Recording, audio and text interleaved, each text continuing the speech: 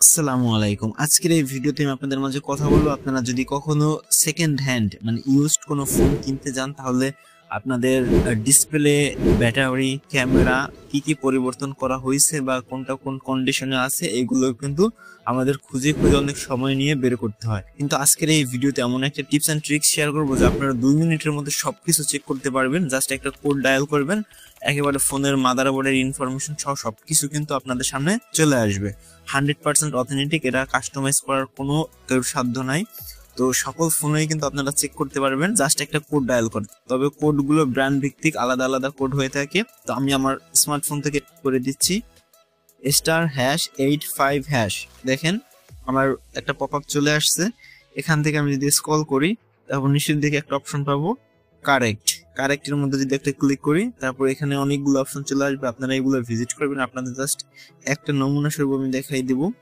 এখান থেকে যদি আমি যে 2 নম্বর ম্যানুয়াল টেস্টের মধ্যে যাই, এখান থেকে কিন্তু দেখেন আমি এখান থেকে অনেক কিছু টেস্ট করতে পারবো। লাইট, কালার মানে ডিসপ্লের কালার, তারপর হচ্ছে mic, speaker, camera, receiver, touch screen, torch, storage, SIM, compass, drives, case, charging, headset, FM, Bluetooth, wifi, GPS, fingerprint, OTG, মানে এইখানে যতগুলো অপশন আছে সবগুলো কিন্তু আমি এক এক করে চেক করতে পারবো যে ফোনটার কোনোটা সমস্যা আছে কিনা বা কোনটায় অ্যাকুরেট কাজ হচ্ছে। সেকেন্ড হ্যান্ড বা ইউজ ফোন কিনতে গেলে কিন্তু এই জিনিসগুলো চেক করলেই হবে যে আমাদের ফোনটা কতটুকু ঠিকঠাক আছে। তো এখান থেকে সর্বপ্রথম আমি ডিসপ্লেটা চেক করছি, জন্য কালারে ক্লিক করব।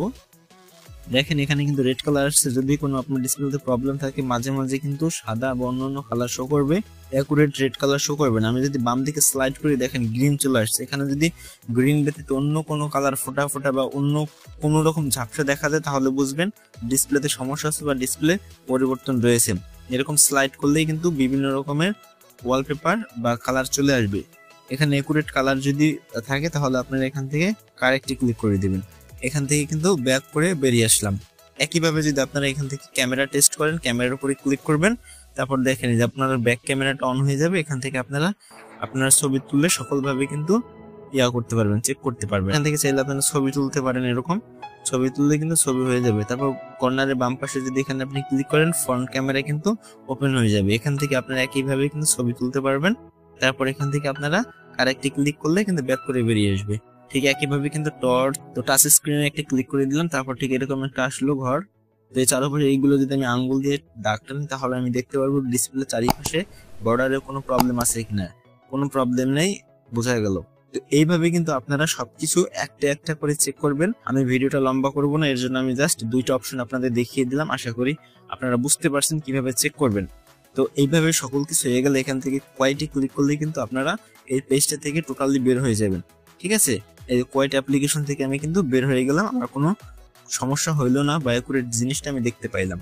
তো এইভাবে কিন্তু আপনারা সেকেন্ড হ্যান্ড বা ইউজড ফোন কেনার আগে এরকম সবকিছু টেস্ট করতে পারেন, অথবা আপনাদের নিজের ব্যক্তিগত ফোনটাও টেস্ট করতে পারেন। কোনো সমস্যা হয়ে থাকলে সার্ভিসিং করিয়ে নেবেন।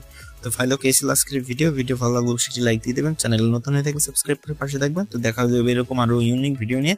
ততক্ষণ পর্যন্ত ভালো থাকবেন। খোদা হাফেজ।